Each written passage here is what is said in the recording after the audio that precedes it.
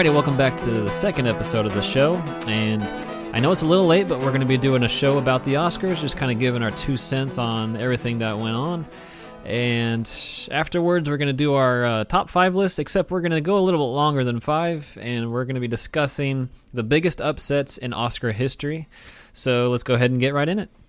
Yeah, let's start at the beginning of the Oscars. Brett Ratner was fired, I don't freaking care. He ruined the X-Men franchise. He got fired, and then Eddie Murphy, who was supposed to host, quit. And I was like, thank goodness. Too bad, Like, thank you, Brett. Oh, there goes all the direct jokes. So it was like, that kind of opened the door, like, okay, they can restart, they can do something cool. But then they played as safe as they possibly could and cast Billy freaking Crystal, which, hey man, I have nothing against Billy Crystal, except the fact that it's not 1992. City Slickers is pretty well over. City Slickers is well over, Yeah, and who's seen anything from it? Seriously, do you know what he's been doing? Yeah, getting Botox apparently. He looked awful.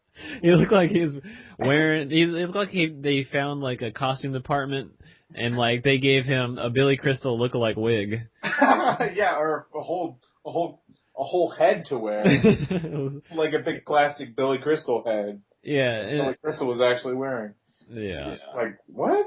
Do you know who's watching this? Are you guys even trying? Are you even freaking trying? Like, they need to go the route that the Golden Globes have been going and getting Ricky Gervais because he's increased viewership like tenfold, I'm sure.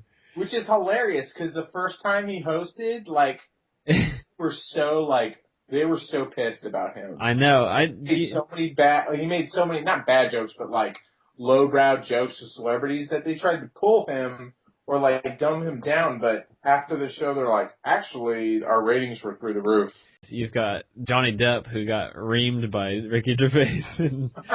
Did you see the video that they put? I think it's from Ricky Gervais's new HBO show, but Johnny Depp is on and he's talking about the Golden Globes. Oh really? Yeah, it's hilarious. You need to just YouTube Johnny Depp, Ricky Gervais. It's pretty funny. I loved the show Extras. That was so funny. Oh man. I only saw the first season or a handful of episodes. It was 5 episodes. Oh man, you haven't seen the second season?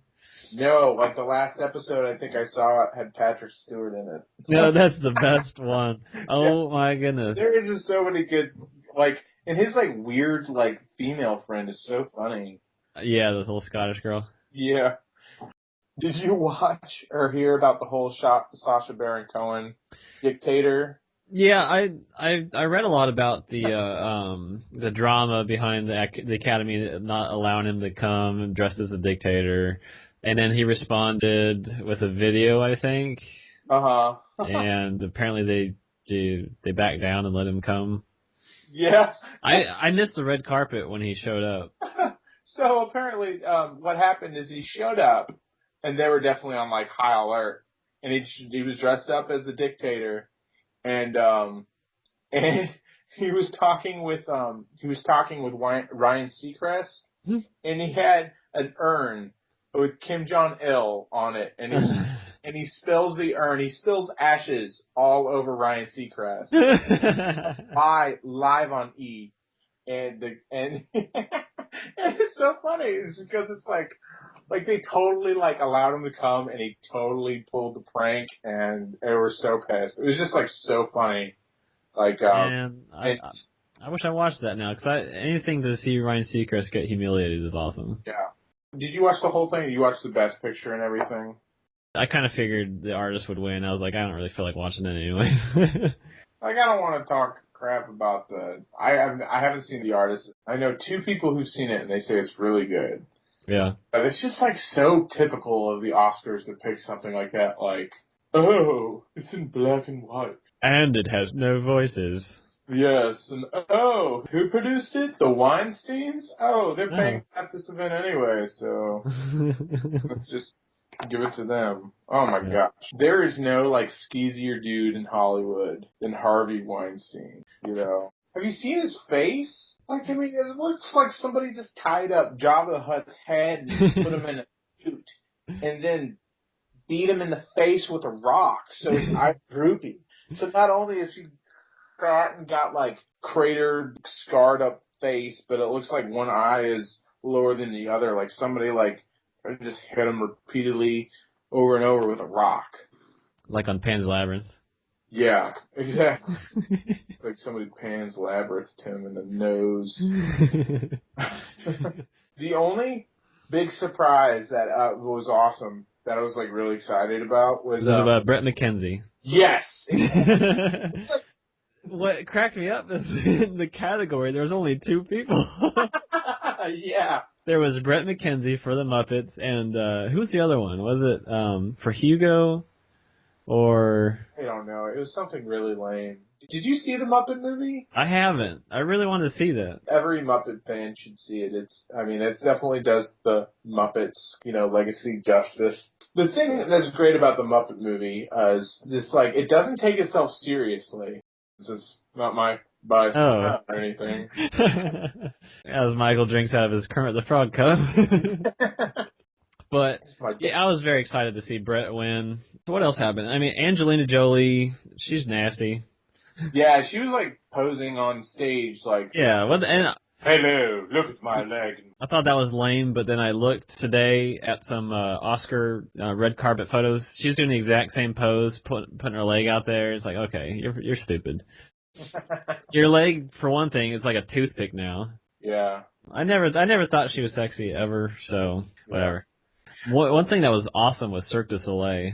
Oh, that was probably the best thing about it. I agree, except the one guy fell.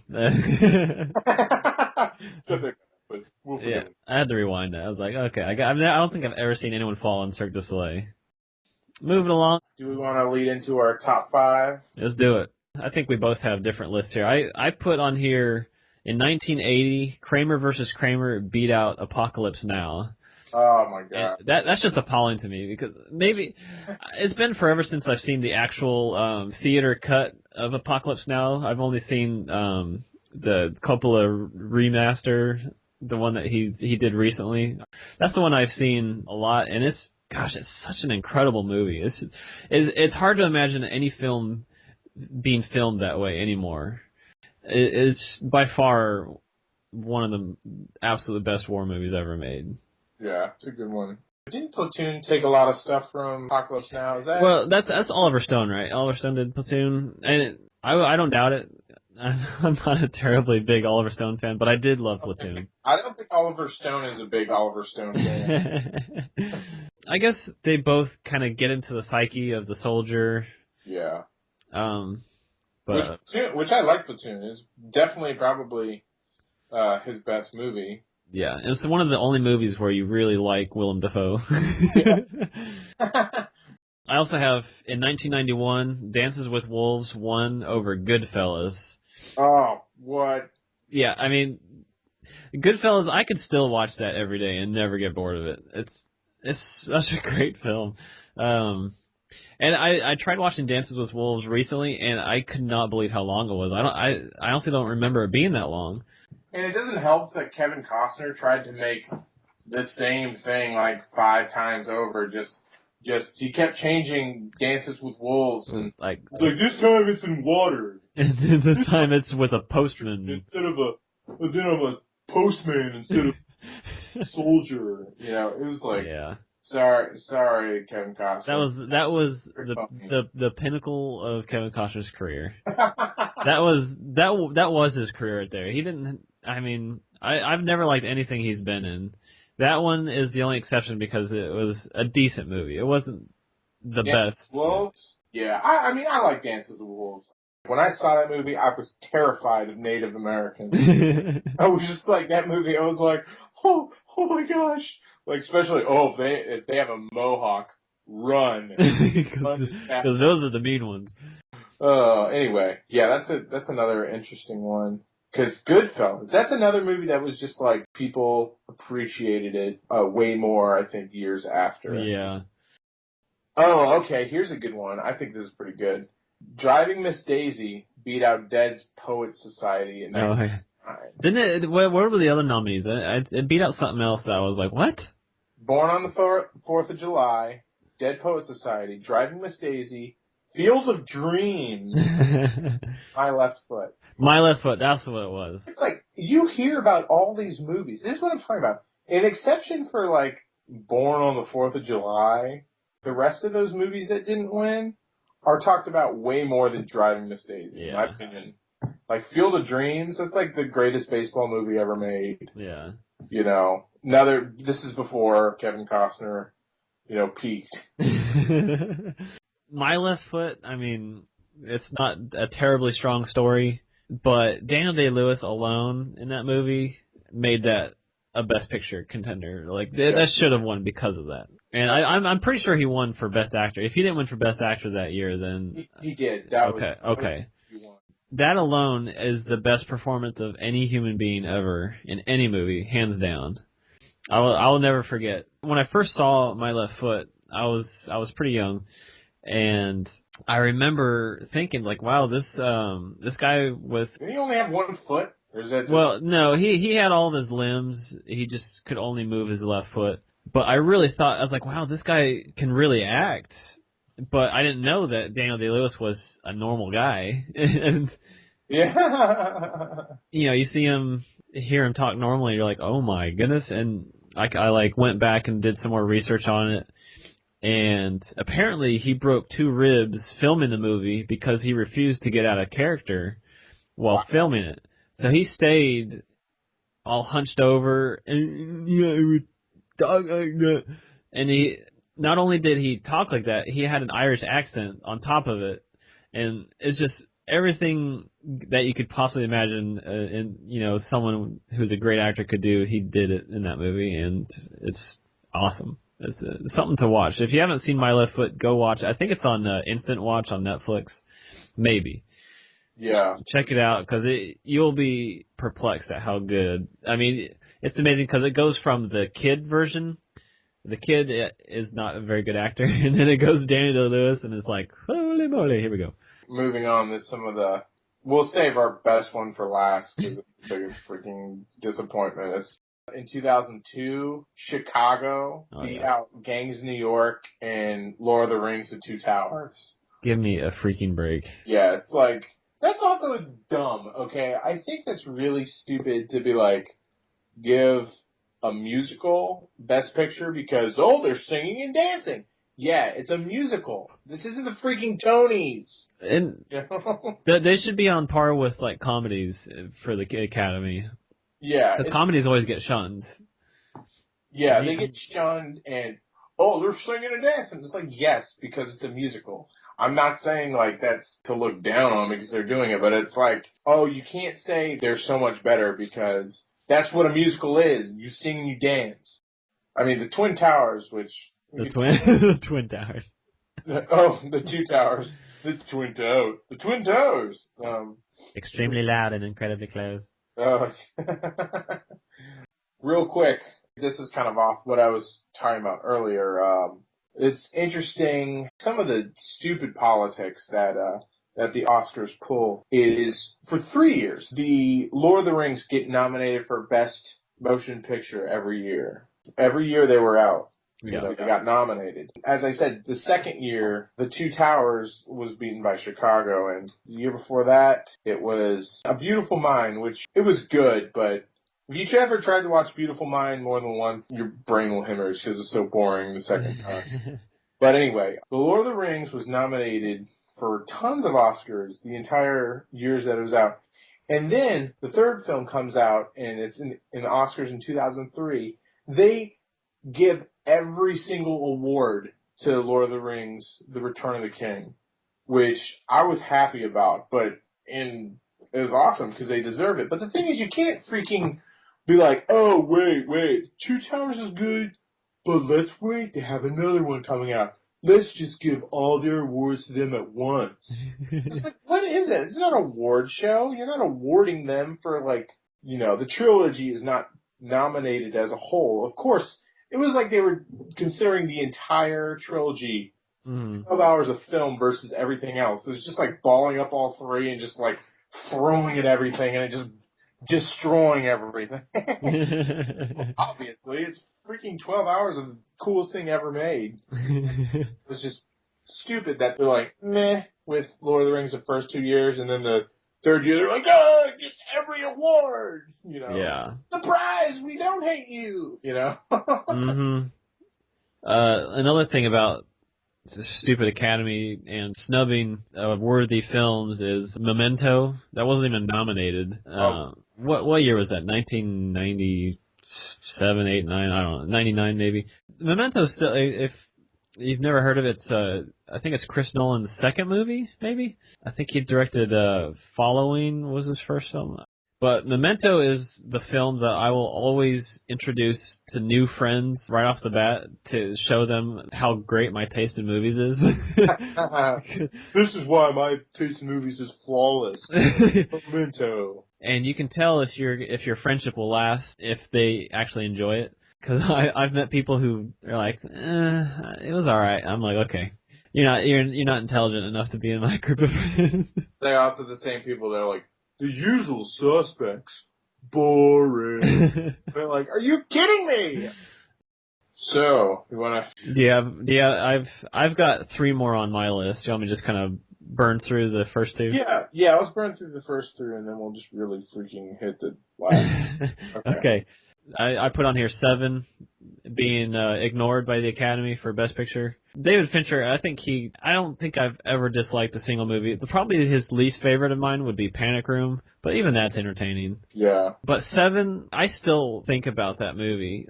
Like literally last week I was thinking about it because a coworker of mine walked in with a box, and the first thing that came to my mind was, "What's in the box? What's in the box?" And so seriously, for the rest of the day, I just could not stop thinking about 7. I just started talking to my coworkers. I was like, have you guys seen 7? They're like, no. I was like, are you kidding me? Really? There's this box at the end? Good thriller. Next, this one was hard for me to not put on number 1, but number 1 is so memorable in my mind that it has to remain there. But for the number 2, I put Crash. Crash winning alone is the most ridiculous thing I've ever heard. But the fact that it beat out Munich in 2005 is just appalling. Munich really did not get a lot of promotion behind it. It's just another Steven Spielberg movie. It's like his fifth movie this year, so who cares? I had a deep love for the story. If you didn't know, terrorists attacked the Munich Olympics and held, the Israeli team? I think they held the Israeli team hostage, demanding prisoners to be freed.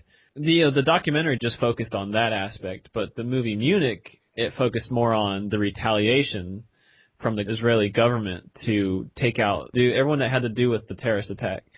Absolutely wonderful movie. I loved Eric Bana's character in this film. This made him in my top 5 list of greatest actors, just this role alone. Let's skip right on to the number 1. Number 1. Let us know what this is, Michael. Saving Private Ryan being beat out by Shakespeare in Love. What? Wow. Freaking crap. That was... I mean, that was 1998. I wasn't that big of a movie buff back then, but even then, I was like, wow. That was like a cut at good movies. That was a cut at, America. That's a... It was like, are you serious? I mean, that's a better reason to go to war than we had last time. Oh, we always give it to this dark, sad World War movies. Tom Hanks has an Oscar. And Steven Spielberg has many Oscars. Let's give it to this new cool company called the Weinsteins. Yeah, they made Shakespeare in Love. Ooh, what is this movie about? Oh, it's about a girl playing a guy. And then she's a girl, and then they get a girl to play the girl, and it's all scandalous. It's like, are you kidding me? And it's got Ben Affleck. It's got Ben Affleck in it, and he's weird. It's got Jeffrey Rush. I love Jeffrey Rush. They're like, okay, Jeffrey Rush is awesome. I'll give him that. But yeah, Shakespeare in Love was watchable. I didn't hate the movie, but it's freaking Saving Private Ryan, man. Yeah. I mean, that's probably one of the best war films that decade. Yeah. It was the best. Yeah, arguably one of the best. Well, it's definitely in the top 5, in my opinion, war movies of all time. Oh, yeah. As you said, Shakespeare in Love is not a horrible movie at all. It's okay, but they totally got it wrong on that. Oh, yeah. And I've scoured the internet of, I just wanted to see other people's opinions on, like, their most shocking moments in Oscar history, and that's number 1 on almost every single one of them. Yeah. I remember when I saw it, like, what year was this? It was 98. Yeah, 98. I was flabbergasted and, like, so pissed. And I was thinking, like, I will never freaking watch the Oscars again. Yeah. I think I was watching with my brother, because me and my brother have, like, this special thing with Saving Private Ryan. It's, like, one of those movies that we're just like, heck yes, we have to watch this together. Yeah. And so we were like, we're all excited, like, yes, you know, it's going to get the recognition it deserves. And then I remember seeing it in the theaters, and when I saw it, the line was, like, wrapped around the building. And there were so many World War II veterans there, like, and at the end of the movie, they were crying and holding each other, and it was just one of those movies that, you know, transcended normal storytelling and, like, really hit to the core of, you know, what these guys went through. And, I mean, honestly, we wouldn't have Call of Duty or the Medal of Honor games without it, because that really inspired. I mean, if you ever played the original Medal of Honor games, they started exactly like Saving Private Ryan. Those were the last first-person shooters I played that I got really into, was the Medal of Honor series, and that was because Medal of Honor for PlayStation 2 pretty much tried to recreate the beach, or the D-Day scene. Like, dude, I'm storming the beach. Ever since then, been like grain of salt with the Oscars. Just real quick, we should mention about how last year's Oscars were just packed to the brim full of great movies. Oh, yeah. Oh, my gosh. Last year was like the baked potato of Oscars. Black Swan, The Fighter, Inception, The Kids Are All Right, The King's Speech, which won, 127 Hours, The Social Network, Toy Story 3, True Grit, and Winter's Bone. Come on. Yeah, that was, like, amazing. It was too amazing, almost. I think a lot of people were just kind of overwhelmed. I was really pulling for The Social Network or 127 Hours, emphasis on The Social Network. I knew 127 Hours wouldn't win, but, you know, I had some hopes. Yeah, last year it was Javier Bardem, Jeff Bridges, Jesse Eisenberg, Colin Firth, and James Franco. And I did not understand Jesse Eisenberg for Social Network. Yeah, that was... I mean, if I can just talk like this, and then maybe talk like a nerd, and maybe I'll get nominated too. Yeah. I thought he was good in it, but it wasn't, you know, one of those that you're just like, oh man, Jesse Eisenberg, you're so good. Like, it was like, we need another person. Who should we nominate? Just pick a lead actor from one of the winners. How about Tim Allen as Woody? I mean, not Tim Allen as Buzz Lightyear. Be like, nah. How about Jesse Eisenberg as Mark Zuckerberg? Whatever. Print it. Yeah, sure. Just put it on the envelope. Yeah. So yeah, hopefully we'll have another year where they pick like 50 awesome movies. Cool, man. Yeah. Well, I'm going to say goodbye for the show. Like, well, thanks for listening. Yes, sounds good. Bye from the show.